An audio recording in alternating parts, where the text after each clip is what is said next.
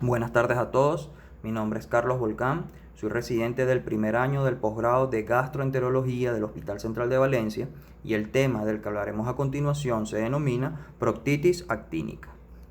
En el año 1887 se publica el primer caso de enteritis inducida por radiación, 2 años después de que el físico Wilhelm Röntgen descubriera la radiación ionizante. La radioterapia abdominal o pelviana es utilizada comúnmente en la actualidad como tratamiento primario o adyuvante en neoplasias ginecológicas, geniturinarias y colorectales. Desafortunadamente, la enteritis actínica o enteropatía inducida por radiación continúa siendo un grave problema. Vamos a comenzar definiendo la proctitis actínica o enteritis inducida por radiación, y esta es un trastorno del intestino delgado y grueso que ocurre durante o después de un curso de radioterapia abdominal o pelviana, por lo que casi la totalidad de los pacientes, entre un 60 y un 80%, sujetos a radiación del abdomen y pelvis, presentarán signos de enteritis aguda, siendo el recto el órgano afectado con mayor frecuencia. También es denominada colitis rádica y se refiere a los cambios inducidos por la radiación en la mucosa colorectal, definida morfológicamente por daño mucoso caracterizado por palidez, telangiectasias y friabilidad. Y desde el punto de vista microscópico se genera una disfunción endotelial, una injuria microvascular y fibrosis submucosa, con trombos de fibrina en pequeñas arteriolas que llevan a isquemia. Y es lo que conocemos como endarteritis obliterante. Y este cuadro no es más que una inflamación microscópica arterial de tipo grave que puede desarrollar tumefacción y crecimiento excesivo de las células que van a tapizar el vaso sanguíneo. Esto va a provocar la obstrucción completa de la arteria y por consiguiente la formación de neovascularización, como observamos en la imagen de la derecha, para así recuperar la oxigenación local del tejido como ocurre en esta patología. Dentro de su fisiopatogenia, aparte de la endarteritis obliterante, vamos a tener también que el efecto citotóxico de la radioterapia se observa en las células epiteliales de proliferación rápida.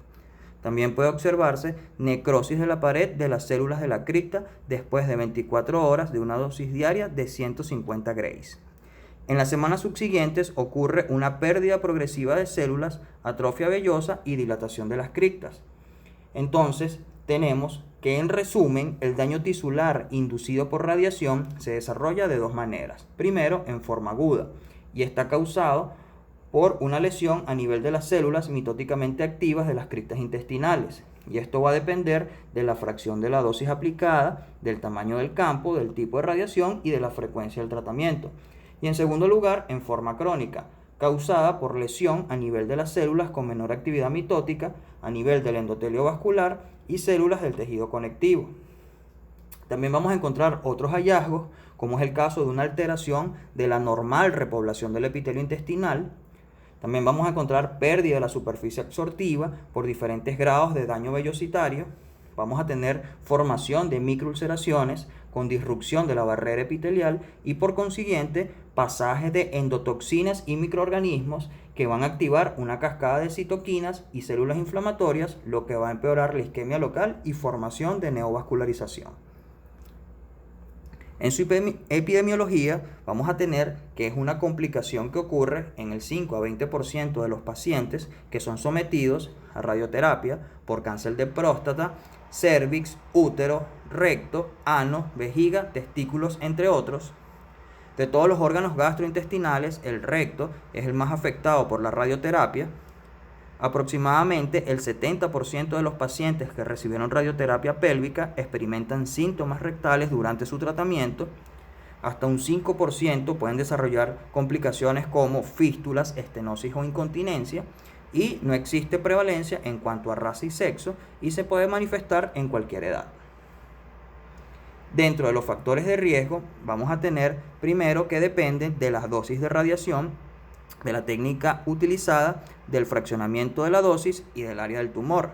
En segundo lugar, las terapias combinadas con cirugía, quimioterapia, entre otras, así como también la presencia de antecedentes y comorbilidades médicas, es decir, variables individuales de cada paciente, como es el caso de cirugías abdominales o pelvianas previas, hipertensión arterial, diabetes mellitus, arteriosclerosis, nutrición inadecuada, entre otros.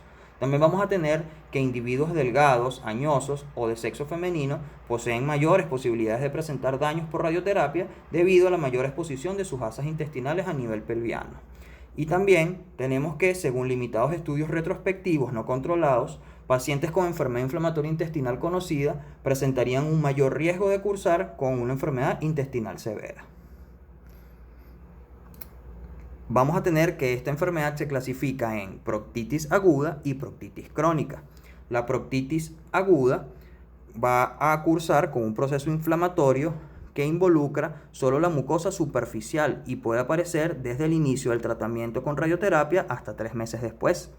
Macroscópicamente se evidencia una mucosa rectal edematosa, friabilidad y úlceras superficiales, y no se recomienda tomar biopsias por el riesgo de sangrado y formación de fístulas. En la proctitis crónica vamos a tener que suele desarrollarse luego de 4 meses de completada la radioterapia, hasta incluso 10 años más tarde. La sintomatología puede ir acompañada de complicaciones como proctorragia, estenosis, perforación y fístulas, y macroscópicamente la mucosa se observa pálida, edematosa, friable, con presencia de múltiples petequias, telangiectasias, úlceras y sangrado. En la proctitis aguda, el manejo la mayoría de las veces es con tratamiento sintomático, y en la proctitis crónica el manejo podría requerir tratamiento más invasivo. Y la combinación de los efectos agudos y crónicos lleva a diferentes grados de inflamación, edema y depósito de colágeno con fibrosis de las paredes, como así también alteraciones en la mucosa, en la trama vascular y en la motilidad intestinal. Dentro de las manifestaciones clínicas vamos a tener que depende de la forma de presentación. Entonces, en la proctitis aguda podemos tener un síndrome agudo caracterizado por anorexia, náuseas, vómitos, dolor abdominal tipo cólico, diarrea, tenesmo y proctorragia. En la proctitis crónica podemos encontrar un síndrome crónico caracterizado por un dolor cólico, náuseas, vómitos, diarrea crónica acuosa o esteatorrea, por la presencia de síndromes de mala absorción, exceso de ácidos biliares, sobrecrecimiento bacteriano, alteración de la motilidad y fístulas. También podemos tener la presencia de materia fecal por vagina o neumaturia, tenesmo, mucorrea y proctorragia. Y podemos encontrar en algunos casos la presencia de hemorragia digestiva baja o abdomen agudo perforativo. En el examen físico se puede evidenciar pérdida de peso, y esto es secundario a mala absorción, palidez, secundaria anemia, distensión abdominal y signos peritoneales secundarios a una perforación, masa abdominal palpable, secundaria a una respuesta inflamatoria en las asas intestinales, timpanismo y borborismo, secundario a una obstrucción, y sensibilidad al tacto rectal y proctorragia cuando hay presencia de compromiso rectal. Generalmente las dosis terapéuticas de radiación no producen grandes consecuencias, debiendo reducirse la dosis o suspenderse el tratamiento cuando los síntomas se vuelven verdaderamente significantes. La mitosis a nivel de las criptas regresa a la normalidad en 3 días, mientras que la recuperación histológica completa va a llevar aproximadamente 6 meses. Dentro de los métodos diagnósticos vamos a tener con mayor especificidad la colonoscopia, siendo este el método más sensible, y desde el punto de vista endoscópico los cambios típicos comienzan usualmente de 5 a 10 centímetros del margen anal. Aquí observamos en la imagen superior izquierda las características endoscópicas en una proctitis rádica aguda, en donde evidenciamos palidez mucosa, edema y la aparición de neovascularización caracterizada por algunas telangiectasias dispersas. Luego vamos a tener en la siguiente imagen la presencia de neovascularización mejor caracterizada por la utilización de cromoendoscopia mediante NBI, el cual nos va a resaltar con mayor calidad el patrón vascular. En la siguiente imagen observamos una fase aún más avanzada del cuadro agudo, caracterizada por edema, hiperemia, úlceras superficiales con depósitos de fibrina y telangiectasias. Luego vamos a tener un sangrado producto de una marcada friabilidad en combinación con la ruptura de estos vasos formados en la neovascularización, ya sea porque son alcanzados por un proceso ulcerativo o por presentar tamaños variables que al tener un contacto directo con la mucosa se presenta una solución de continuidad y por consiguiente un sangrado. En la parte inferior vamos a observar distintas imágenes correspondientes a las fases crónicas de la proctitis rádica, caracterizadas por petequias, telangiectasias, congestión mucosa, erosiones, úlceras más profundas e incluso complicaciones como la estenosis. Aquí tenemos una clasificación publicada en el año 2003 por C. Nicola, Reuters y Falasco en la Revista Internacional de las Enfermedades Colorectales, la cual nos permite clasificar la severidad del sangrado en proctitis actínica, en donde tenemos que en el grado 1 podemos encontrar telangiectasias sin sangrado y sin compromiso menor al 50% de la luz. En el grado 2, telangiectasia sin sangrado y con compromiso mayor al 50% de la luz. En el grado 3, la presencia de un sangrado activo. Y en el grado 4, la presencia de un sangrado severo. Dentro de los métodos diagnósticos que podemos utilizar, dependiendo de cuál sea el caso, tenemos la utilización del hemograma, los electrolitos y el coproanálisis, donde se puede presentar anemia por sangrado, alteraciones del medio interno por vómitos, y en el coproanálisis puede haber esteatorrea por malabsorción, por lo que podemos descartar la presencia de una diarrea de origen infeccioso.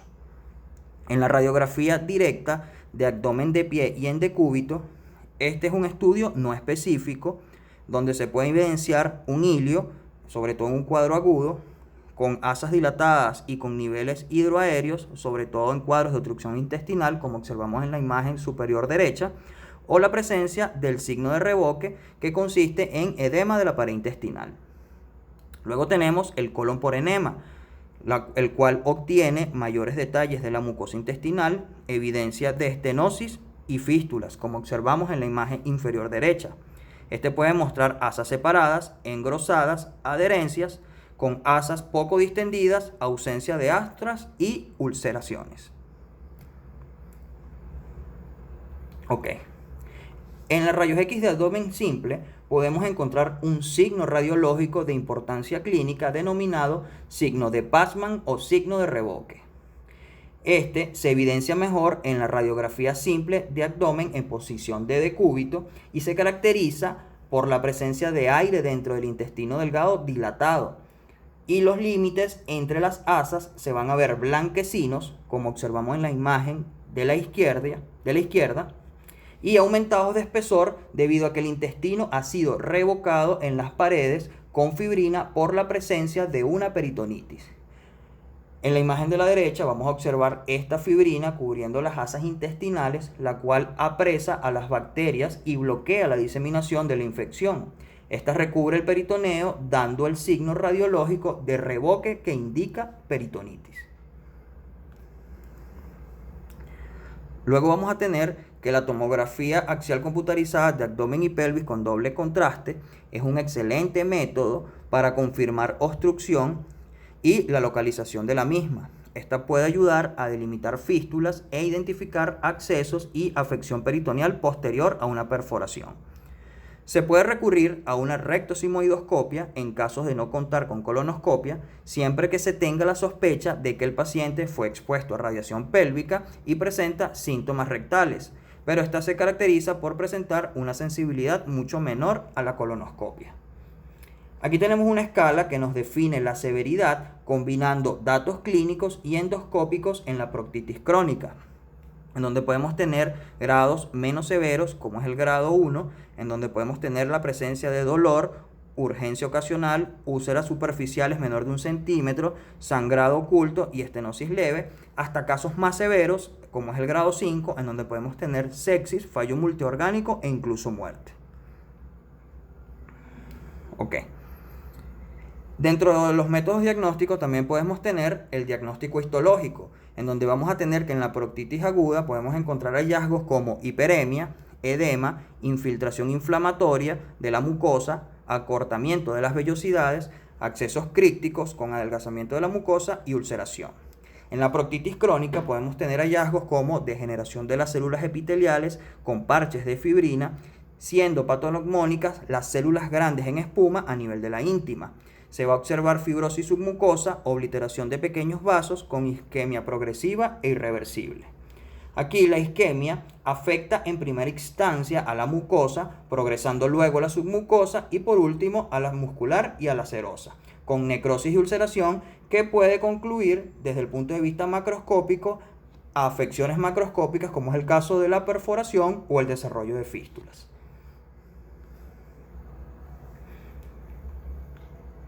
Ok.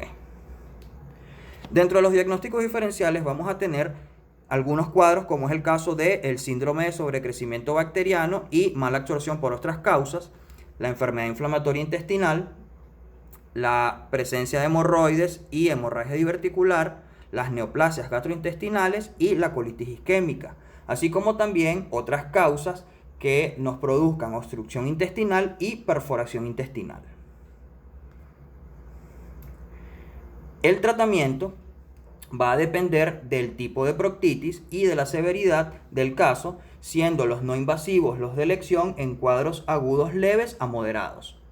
Primero vamos a tener los no invasivos, en donde encontramos líneas de fármacos, como es el caso de los antidiarreicos, donde encontramos el difenoxilato. Luego vamos a tener los narcóticos y los antiespasmódicos para el tratamiento del dolor abdominal y los quelantes de sales biliares y reemplazos enzimáticos para los cuadros de mala absorción. Luego tenemos que en los cuadros agudos, moderados a severos y en cuadros crónicos leves podemos usar tratamiento tópico en forma de enemas, en donde encontramos primero los enemas con aminosalicilatos. Estos actúan disminuyendo la producción de prostaglandinas en la mucosa intestinal y tienen una baja eficacia en combinación con otros fármacos como corticoides o antibióticos. Luego vamos a tener los enemas con sucralfato, los cuales estimulan la formación de una barrera protectora en el epitelio y promueven la cicatrización del mismo. Este método es superior a agentes antiinflamatorios y genera un alivio sintomático hasta de un 75%, por los que se consideran muy seguros y bien tolerados. Luego tenemos los enemas con ácidos grasos de cadena corta, los cuales estimulan la proliferación de la mucosa colónica y ejercen un efecto vasodilatador sobre las paredes de las arteriolas, mejorando el flujo sanguíneo, pero aún son necesarios estudios para evaluar los beneficios. Vamos a tener métodos alternativos como son la utilización de la cámara hiperbárica, la cual es una técnica costosa y no está disponible en muchos centros. Y por último, la instilación rectal con formalina, la cual es una técnica que a pesar de que tiene pocos efectos adversos, también requiere más estudios que avalen su uso. Luego tenemos los métodos invasivos, los cuales lo podemos dividir en endoscópicos y en quirúrgicos, dependiendo de la severidad del cuadro. Primero tenemos los endoscópicos, que tienen como objetivo el control del sangrado, disminuir el requerimiento de las transfusiones y suplementos de hierro y el número de hospitalizaciones. Y dentro de las opciones que tenemos vamos a mencionar primero la cauterización química con formalina, la cual se aplica en la superficie del recto, ya sea por instilación directa o mediante de una gasa impregnada con formalina. Esta se va a presionar contra la mucosa aproximadamente unos 2 a 3 minutos y esta va a poseer una tasa de éxito hasta un 70%. Y vamos a tener complicaciones como la presencia de dolor rectal, diarreas, úlceras o estenosis. Luego vamos a tener el argonplasma. Es el método de elección por su seguridad y eficacia, y como observamos en el video, va a tener alta tolerancia y un elevado perfil de seguridad. Se reduce el sangrado hasta en un 90% de los casos y posterior al tratamiento, los pacientes pueden mejorar los síntomas de diarrea, de tenesmo y de urgencia evacuatoria. Este va a tener una profundidad de coagulación de 0.5 a 2 milímetros aproximadamente, permitiendo reducir los riesgos de perforación, la estenosis y la formación de fístulas. Y vamos a tener que las lesiones difusas van a requerir múltiples sesiones, aproximadamente entre 1 y 5, con un intervalo entre las mismas de unas 4 a 8 semanas. Ok. Luego vamos a tener la sonda bipolar, la cual su principal ventaja va a ser la disponibilidad de la aplicación tangencial y la radiofrecuencia, que también nos va a permitir la ablación de amplias áreas de tejido afectado. Esta técnica tiene muy buena tolerancia y se logra la hemostasia en 1 a 2 sesiones. Esta tiene pocos reportes de efectos secundarios, como es el caso de ulceración y estenosis, ya que su mecanismo de acción va a estar exclusivamente limitado a la mucosa superficial. Y podemos tener en cuenta que esta podría ser una buena opción en casos refractarios al tratamiento con argonplasma. Pero esta tiene como desventaja su elevado costo, su poca disponibilidad en centros de salud y tiene pocos estudios que avalen su eficacia.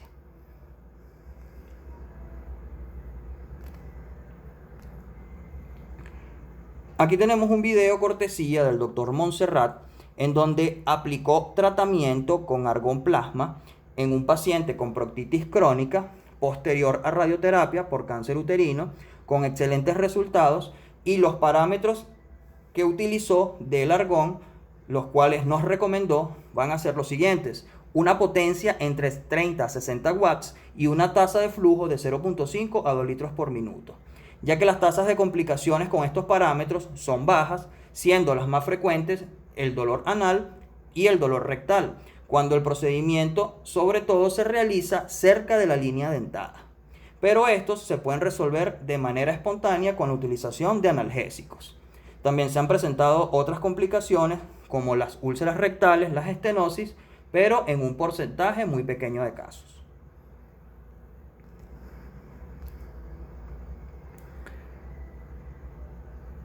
Dentro del tratamiento quirúrgico vamos a tener que se requiere solo en el 10% de los pacientes y se reserva para casos refractarios a los tratamientos anteriores y en casos de complicaciones como la estenosis, la perforación o la presencia de fístulas.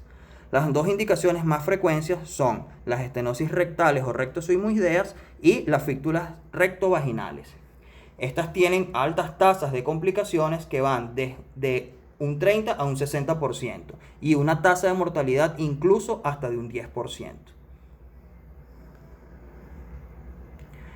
Aquí vamos a tener un algoritmo de manejo en donde tenemos que, al evaluar los signos y síntomas de la proctitis, encontrando una proctitis aguda, podemos realizar un manejo sintomático y evaluar la suspensión de la radioterapia, y ante la presencia de una proctitis crónica hay que determinar la gravedad. Si tenemos un grado 0, no es necesario ninguna intervención. Si tenemos un grado 1 a 2, se puede utilizar enemas con aminosalicilatos o sucralfato. Si tenemos un grado 3, se podemos utilizar enemas con aminosalicilatos, sucralfato, o la utilización de métodos alternativos como cámara hiperbárica. Si los signos y síntomas son persistentes, se puede utilizar la aplicación endoscópica de formalina o la utilización del argonplasma como el método de elección con mayor perfil de seguridad. Y si tenemos un grado 4, se recomienda una intervención quirúrgica. Ok. Dentro de la prevención vamos a tener algunas modificaciones en la radioterapia, las cuales intentan minimizar la morbilidad intestinal, y estas incluyen modificaciones al planteamiento o la aplicación del tratamiento, en donde tenemos dentro del plan de tratamiento utilización de campos múltiples, terapia conformacional y tridimensional, estudios contrastados del intestino delgado, pretratamiento. Vamos a tener aplicación de técnicas de posicionamiento, como es el caso de las posiciones de Prono y Trendelenburg, llenado vesical y la compresión de la pared abdominal, y utilización de placas protectoras y la realización de un neumoperitoneo temporario. También se puede realizar utilización de dietas, debido a que el daño a las vellosidades intestinales debido a la radioterapia va a dar lugar a una reducción o pérdida de enzimas, siendo una de las más importantes la lactasa. Se ha tratado eliminando fibras insolubles, reemplazándolas por fibras solubles, y se debe considerar dieta elemental o nutrición parenteral total a demanda solo en casos de poca tolerancia de la vía oral. Aquí tenemos algunas publicaciones, como en este que observamos a la izquierda, en donde se realizó un estudio observacional descriptivo y retrospectivo en un grupo de pacientes con proctitis actínica que recibieron enemas mediante una fórmula magistral de sucralfato al 10%, realizado en el servicio de coloproctología del Hospital Reina Sofía de España, lo que nos demuestra la buena efectividad de este método, ya que es de bajo costo y de fácil acceso. Luego tenemos otra publicación la cual fue publicada en la Revista Colombiana de Gastroenterología, en donde reportan casos de colitis actínica en localizaciones distintas al recto, en donde reportaron 2 casos que presentaron cuadros de melena y antecedentes de radiaciones pélvicas hace 6 meses y 1 año respectivamente, donde se evidenciaron mucosa del ciego con múltiples ulceraciones planas recubiertas por fibrina. Se tomaron biopsias en las que se observó un proceso de colitis actínica con cambios histológicos, lo que nos evidencia que no solo podemos tener presencia de afecciones a nivel del recto y que también puede afectarse otras porciones del colon.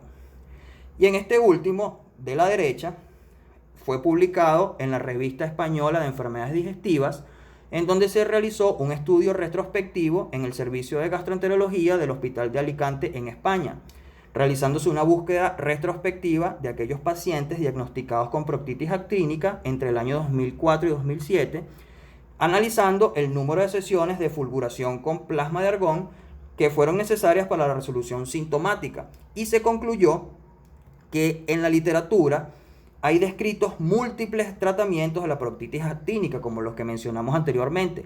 No obstante, ninguno de ellos ha presentado un resultado demasiado prometedor. Y los resultados de este estudio sugieren que la coagulación con plasma de argón es efectiva en el tratamiento de esta patología, siendo el que tiene mayor perfil de seguridad, siendo el de elección y consiguiendo una resolución rápida y mantenida de la sintomatología. Y se requieren pocas sesiones, además de presentar muy baja tasa de complicaciones. Aquí tenemos la bibliografía. Muchísimas gracias.